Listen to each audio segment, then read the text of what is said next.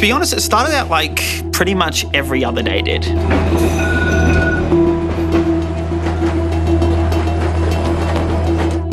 I can't really remember the morning. All I remember is that I was 7 months pregnant.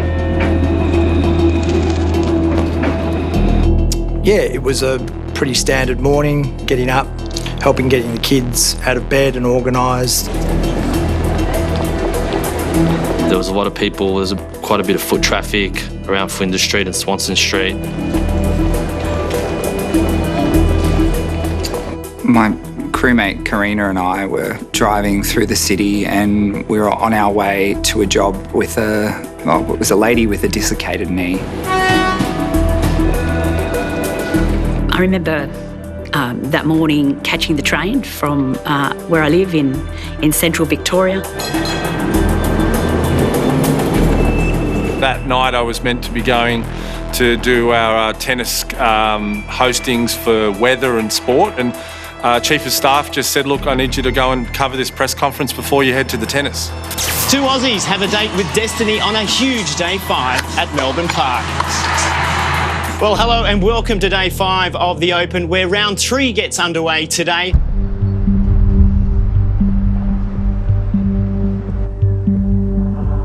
In the summer of 2017, 26-year-old James Gargasoulas had been slowly unravelling. He had a history of drug abuse and mental health problems. My name's Frank Caretti. At the time of the Bourke Street incident, I was employed by Victoria Police and I held the rank of sergeant. James Gargasoulas has a long criminal history. Prior to Bourke Street, he'd come under my attention personally as a result of an incident.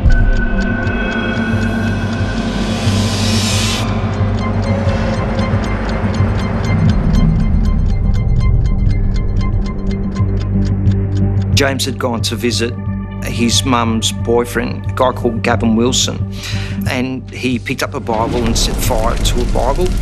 And then during the course of the night, he assaulted Gavin, punched him repeatedly in the face and took the keys to his car. Wanted my car. He wanted the keys. He asked me twice for them. I said, no, I'm not giving them to you. Then he put his hand on my eye and started pressing. Really hurt. And he said, give them to me, I'll gouge your eye out. I said, okay, and I give them to him. And he left, thank God. He could have. I'm lucky to be alive, really. James Gargasoulas had a propensity for extreme violence. He seemed to not have really a filter in regard to being able to have self-control. When he really, really lost it.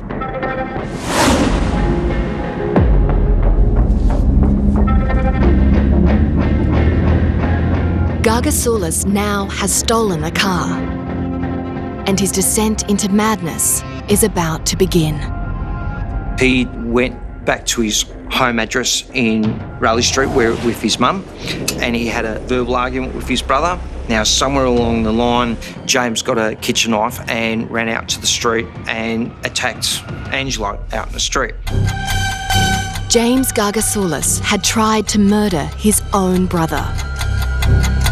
He'd stabbed him repeatedly in the head and chest with a kitchen knife.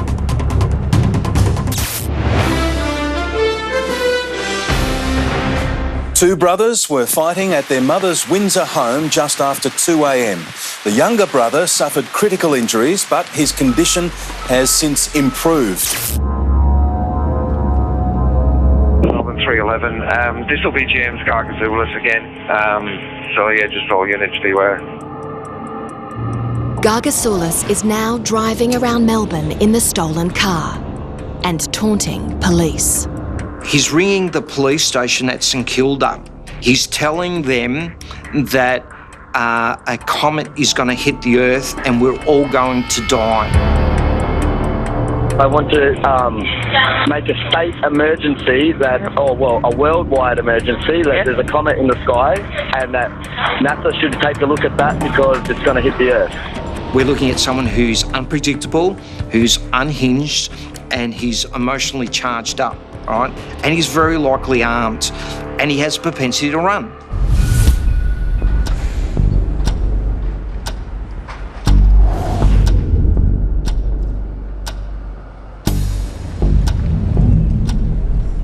building contractor, Trent Schmidt, was on his way to a worksite in Yarraville in Melbourne's inner west. I was doing the rounds of the houses and then had to check on the Bourke Street job. As I crossed the road, I noticed that there was a car parked to my left and it was just sitting there idling in the street. And throughout probably the next hour or so, I noticed that this car was just sitting there idling with someone fiddling in the driver's seat. He's wearing a white T-shirt, he seemed quite tall. I began to think that was a bit odd that someone had been sitting there for so long. I went out the front with Robbie, who was one of our guys, to look at the exterior of the house. And as we were standing in the front yard, I heard this voice yell out to us to attract our attention. He asked us what we thought that was, pointed to the sun, at which point we said, the sun, and he explained that in fact it wasn't the sun, it was a comet, and it was heading towards the earth, and that he was going to be the saviour of the earth. It wasn't ranting and raving and the words of someone who may have been affected by drugs or alcohol. It seemed to be a more deliberate conversation, which made us both Robbie and myself feel quite uncomfortable.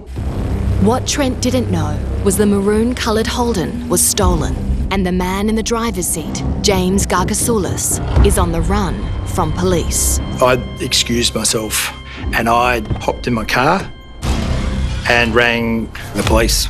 There's a guy, he's sitting in the car and we were doing some work there. He's just come out, he's babbling on about the end of the world and it actually looks a bit like Nick Kyrgios.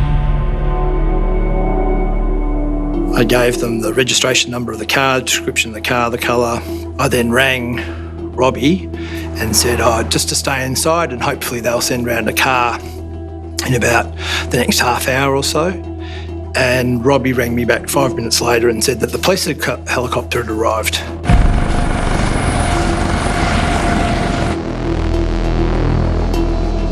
Pretty quick response for a random 000 call.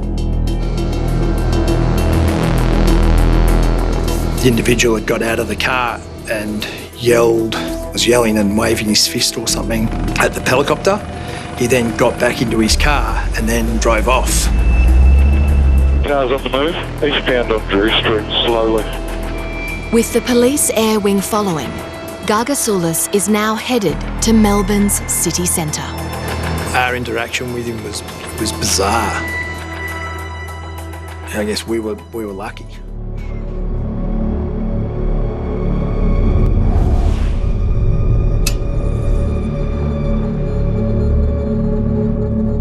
Wanted by Victoria Police for a violent assault on his brother, James Gargasoulas is now being tracked by unmarked police cars and the police chopper. He's heading to Melbourne's city centre, where lunchtime crowds are filling the streets and footpaths.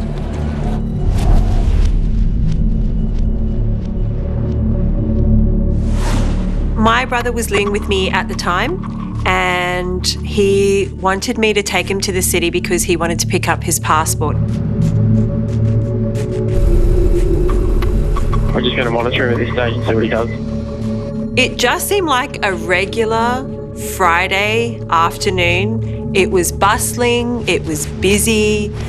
You can hear horns, you can see pedestrians everywhere.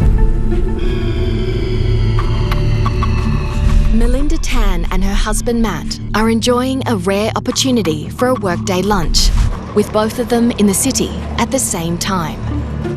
I had been working a lot and Matt and I thought, let's go for lunch. So we went to a Japanese ramen place, which is one of our favourite places to go. Be advised, we only have about 10 minutes before we're out of here. No fuel left. Gargasoulas is now just minutes from the city centre, and no one is going to get in his way. All units on the channel where this vehicle's not stopping for red lights. The city was really full. Like, there was a lot of people everywhere. I set up my spot to work on Bourke Street in front of the Zara shop, which is right as close as possible as you can be towards Swanston Street. So we're going to start off with this one. I performed one show which was quite large. It's going wonderfully. I have like 50 to 100 people, probably closer to 100 people there.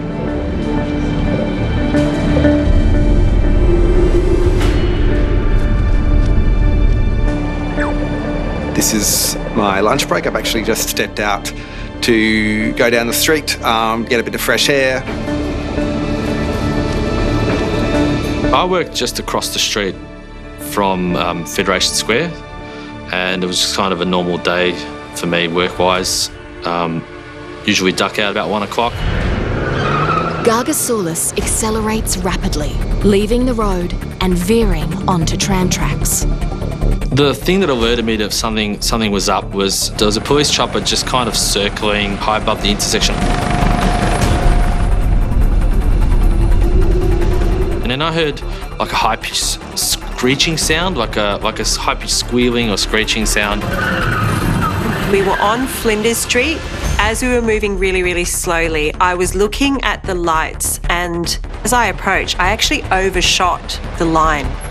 And just as I overshot it and it turned red, I thought to myself, hang on, I'm going to back up here.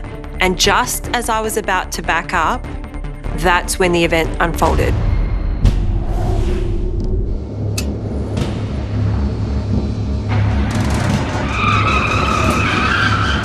A stationary now outside Flinders Street Station. I wasn't too sure what it was. So that's when I kind of went around the corner from the car park to have a look. Yeah, I just pulled out my phone and started filming.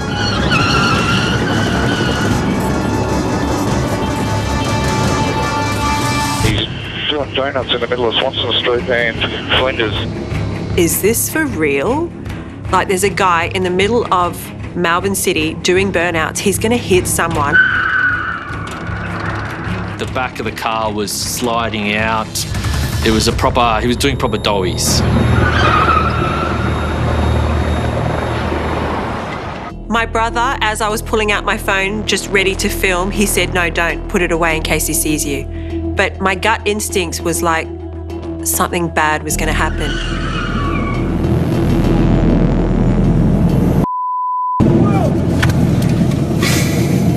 He was like, had his hand out the window, he was screaming obscenities. This, the world, you're all sheep. And it just kind of continued and continued. There were some people spurring him on.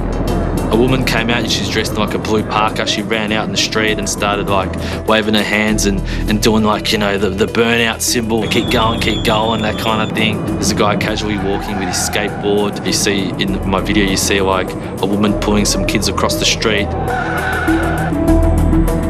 At some point, someone had to do something. And so I think people who were watching decided on their own, like, we need to do something.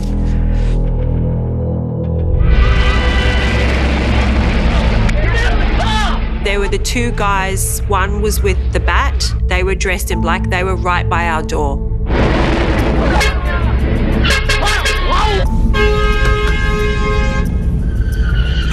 Ian, oh my God! He tried to hit the windscreen with a baseball bat. Let's go. No.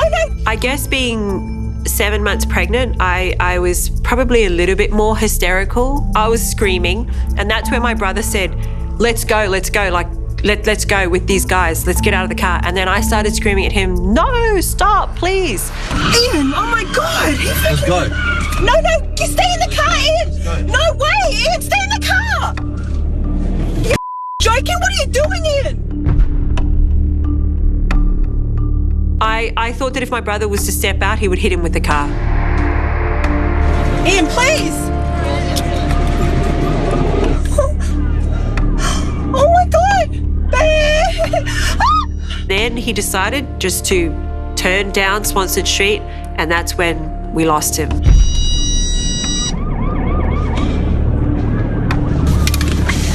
Ian, please, get in the car! car. Whatever this was, that's it. He's done his burnouts, and then that's where it's going to end. What the hell just happened? Someone needs to take this vehicle out before it kills someone received. Get an opportunity.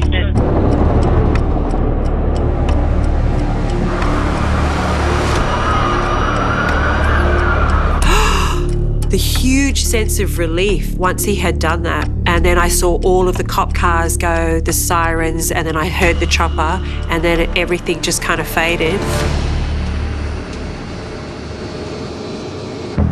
A few blocks north of Flinders Street Station, the lunchtime crowd are oblivious to what's unfolding and the maroon Commodore that's heading their way. I was having a business lunch in the city that day. I walked out of the RACV club, which is in Bourke Street, and I was walking down the edge of the footpath on the phone.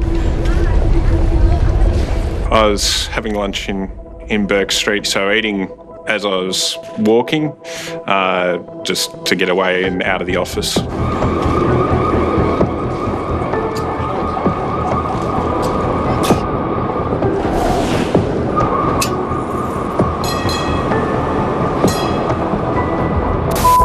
I'm James Paul. I'm a Channel 7 news cameraman. I was filming a press conference the day James Gargasoulas drove past Town Hall.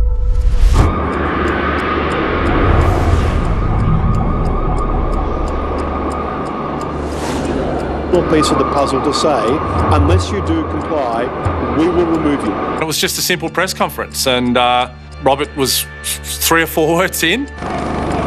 One of the police helicopters was making a lot of noise, and he basically stopped in his tracks and looked at all of us guys in the pack. Said, I can't continue talking, and I myself said, no, I think we better stop for a minute just to see what that chopper does, because we can hardly hear you.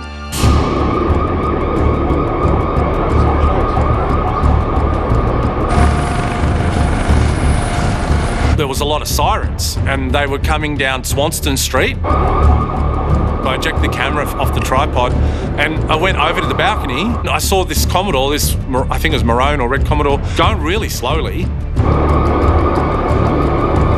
The car just goes past us, like creeping along the road. And then, just like a bolt out of the blue, he just turned hard left and went straight up the pavement. What am I looking at? Like, out of the camera, I was rolling going, what the? I just hear screams, like, just terror. Like, how can you get out of the way of that?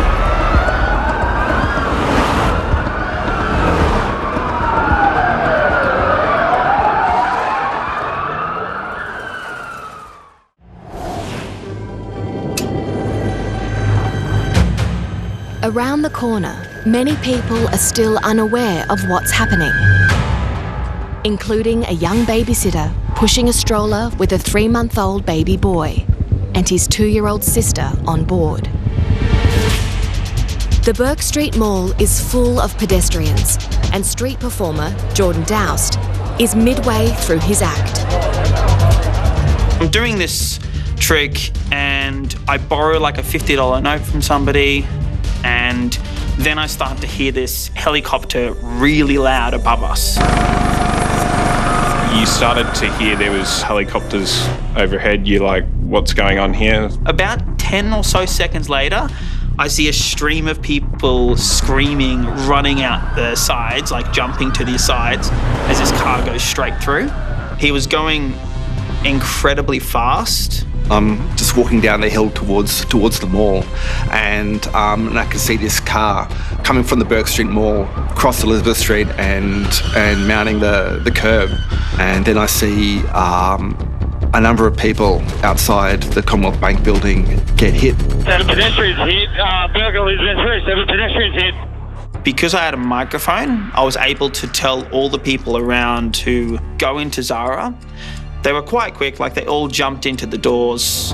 The fraction of time that people had to respond to that, where you actually go, oh, there is a vehicle on this side of the road and there is a vehicle coming straight at me, you know, It's fractions of a second. You kind of just expected the car to stop after hitting them, but just kept going, looking for more people to hit.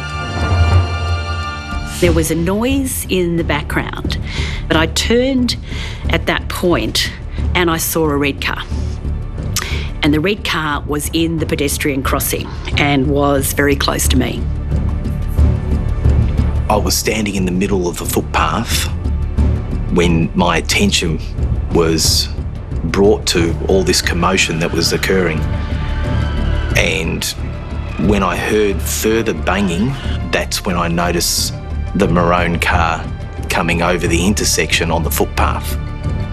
And I could have held my hand out to the car and it would have hit me. It was out of control and heading my direction. And this car, of course, this red car, kept going, but on the footpath. Multiple victims. As many units as you possibly can. We need to take him out. Since arriving at Flinders Street Station at 1:30 p.m, the killer, James Gargasoulas, has now driven over a kilometre through Melbourne's crowded CBD. The stolen car eventually halted by police after nearly 8 minutes of terror. The Commodore was rammed by a police car, and the pursuit is over. The car has finally come to a stop and the offender shot and arrested. What's going on? Whoa. I ran down to see how I could help, and there were a lot of people gathered around there, and there were people already trying to do what they could. I had some level of first aid training.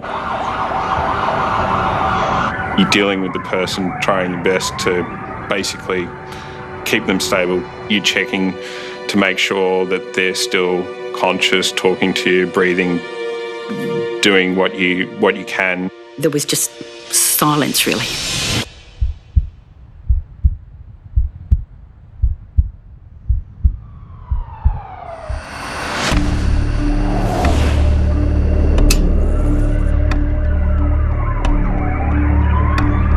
It's early afternoon in Melbourne, and for emergency services, there's still confusion about what's happening in the Bourke Street Mall. Initially, it was reported as a terrorist event. The shots were fired, multiple casualties. Believed deceased people, still unfolding. With Gargasoulas in custody, it's now a race to save lives. Just as we approached Bourke Street, a police officer carrying an assault rifle, wearing full body armour, he ran across. He had his rifle on his shoulder, scanning the buildings opposite. This was looking like something was still not yet under control, that there may have still been other people involved, other threats. The city was in gridlock, so you're trying to navigate to go to help people, but because of the panic and then the police closing roads, we ended up having to mount the pavement at times to be able to move through. There's now hundreds of emergency personnel rushing to the scene. In the thick of the mayhem is ex-police commissioner Christine Nixon. She's just metres away from the babysitter and the stroller. I saw a stroller, and I remember taking a deep breath and going, oh no, and went to the stroller and turned it over.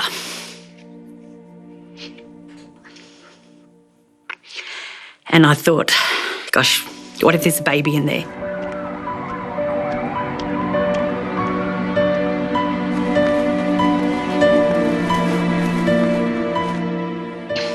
And I haven't got upset like this before, actually. And there wasn't. And a woman ran up to me while I was standing at the stroller and she said, "Where's the baby? Where's the baby?" And I said, "The baby's not here."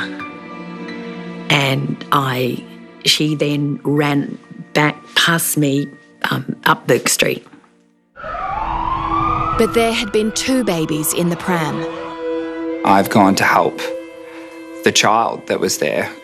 And the babysitter who was there was extremely distressed, and the babysitter kept saying, why wasn't it me? And it was just, it was so awful hearing that. She was just going for a walk down Bourke Street with these two kids in a pram, and then all of a sudden she didn't know where one of them was, and then the other one was in our care.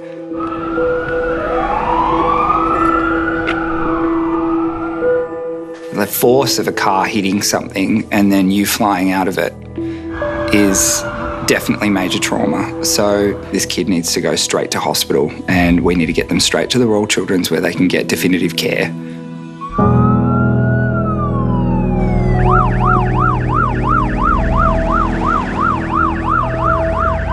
I was trying to comfort the babysitter and reassure her that, we're going to go to hospital, and I presumed that the baby was on the way there because we were told by police he was on the way there. So I remember her sitting next to me because I was actually driving the vehicle, and she had the parents on loudspeaker, so I heard the whole conversation.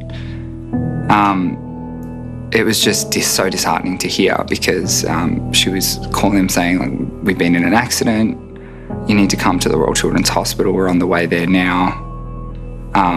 Yeah, it was just awful because we didn't know where the brother, or what state the brother was in at that point in time. Tragically, the 3-month-old baby boy couldn't be saved.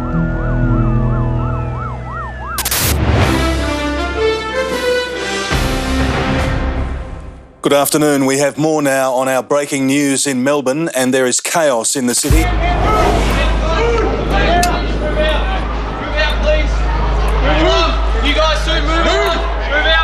When I got into the building, my CEO was walking the floor and asking if everyone was okay. I asked him, what's the matter? And he said, something has happened on Bourke Street. And I said, I was just there. So I went online and had a look and saw the news about the car hitting pedestrians. And I freaked out and I thought, okay, let's check up on Matt and see if he managed to get back to his office. And that's when I started calling his mobile.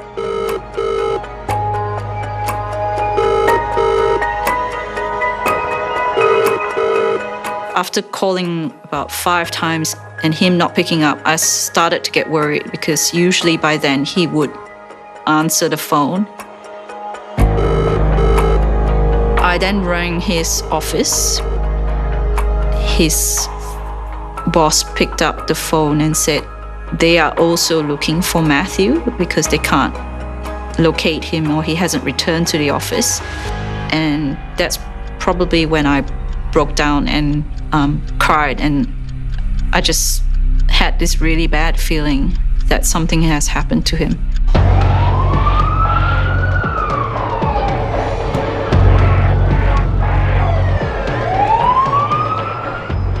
And then soon after, we got a call from someone, and I don't know who it was, saying to go to the Royal Melbourne Hospital immediately because Matt's been hurt and we need to get there.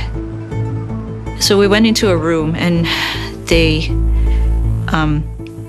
relayed the news to us that a man had died on the operating table, and they believe it could be Matt, but they're not sure because of the state of his injuries.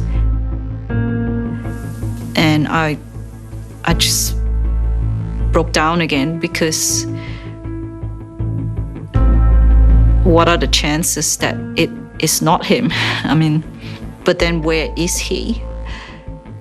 And I said, okay, I will go in and have a look because I need to know where is Matt. I went in and I could recognize his hands and his legs.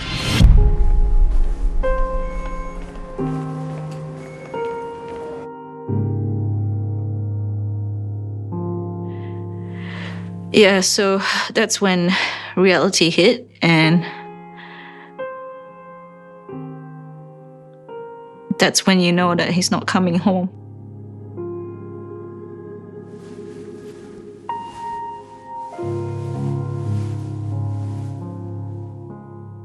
Can I have a break? Sorry.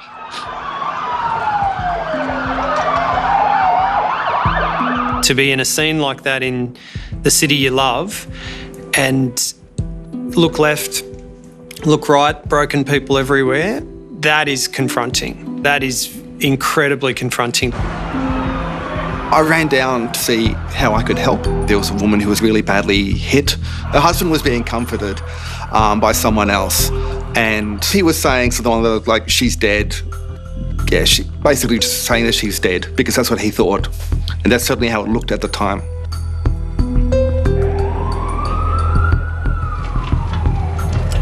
So I went and checked her, and then I noticed that she'd started breathing again because I'm pretty certain that she had stopped breathing. So I called for help, for people to come and help do first aid. There was another woman who did give up her jacket that we could use to essentially to soak up blood, and I try and kind of hold against her head where she was injured. My place was taken eventually by someone else who came along with towels, better prepared for the situation, and so I kind of stepped back and let them take my place. After I had stood up and I'd given my contact details to the police who were on the scene, I saw the woman who'd handed over her jacket. I saw her, basically by herself, and sorry, something is very difficult.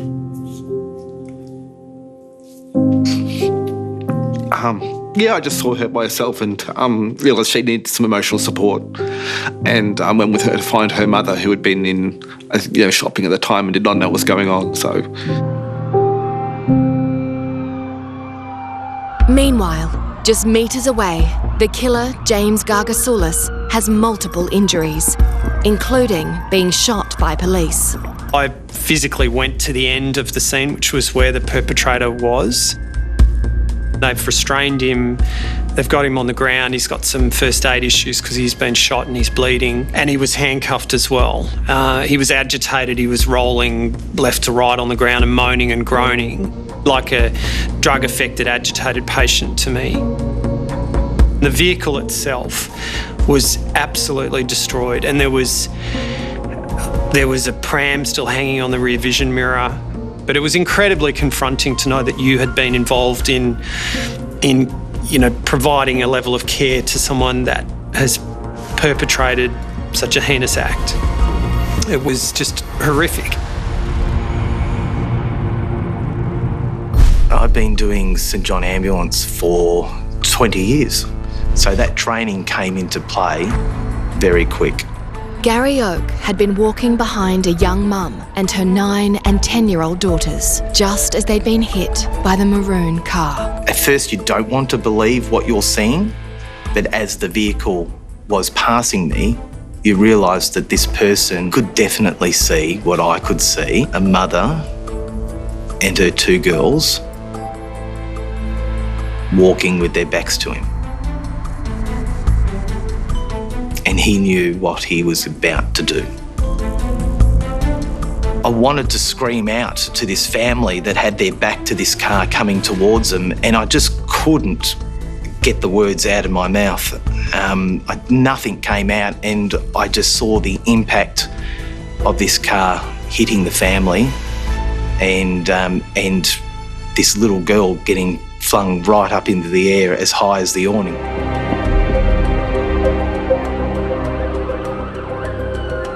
I looked up and I sort of looked around to see if there was any other people that needed help, and that's when I saw what looked like to me a little backpack. I wasn't really sure what I was seeing at first, and that's when I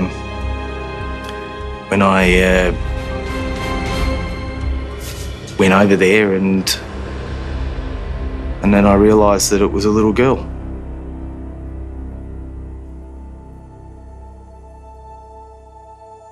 Turned her over onto her back, And I saw a face that I'll never forget.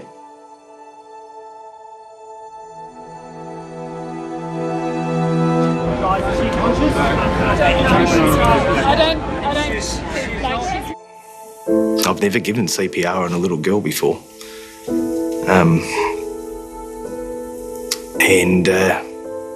So we commenced CPR and we called out and said, can we get a defibrillator? Because we knew that she was, we've got to try and save her.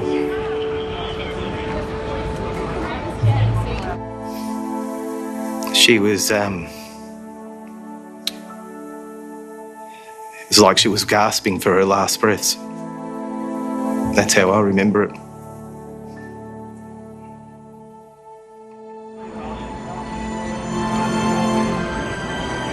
We were there till the end. It was,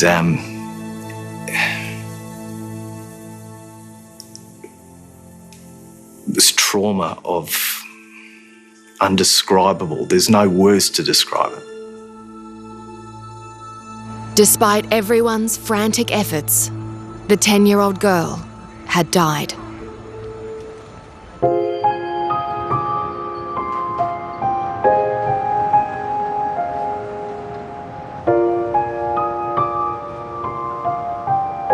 This tragic event does not define who we are. You know, it's what you do afterwards. You can't really give up. You can't let the event define you. You have to live on for them. Left a scar running right through the middle of the city, and left a scar in me, even feeling safe walking on a footpath. Those families will never get over it. They have to live with it, but they'll never get over it. As a paramedic, obviously you want to be able to help everyone. But that day, we couldn't help everyone.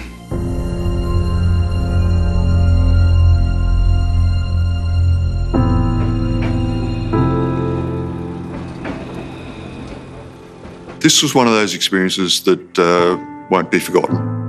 Lots of jobs, they just slip away from memory, but there's some jobs that will always stand out, and this is one of those jobs.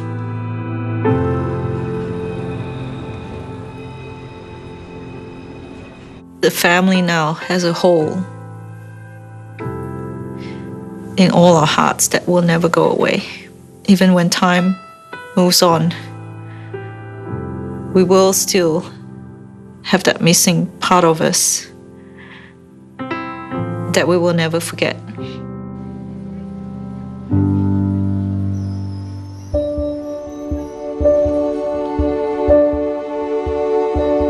The way that Melbourne got together and kind of embraced each other in this situation kind of got rid of any sort of negativity towards it.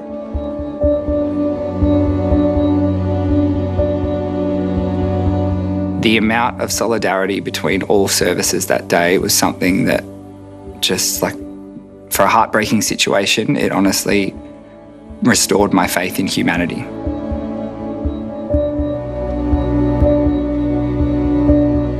And I often go to the city and you just see people getting on with living in the city. And I think that's the most important thing, is that people get on with being normal.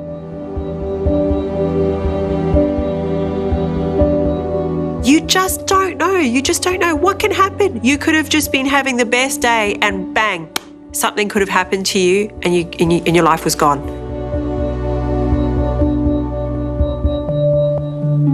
It was more about the impact on the people who were hurt and killed rather than what he was trying to do.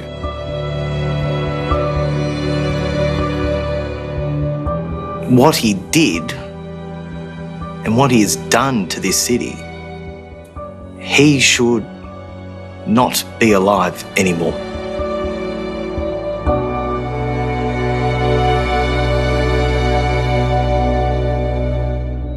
To the people who helped Matt on that day on the street, I just wanted to say thank you. for your bravery and your courage, for helping him in his last moments, and for caring for people that you don't even know. It means a lot to us as a family, and we will always remember that.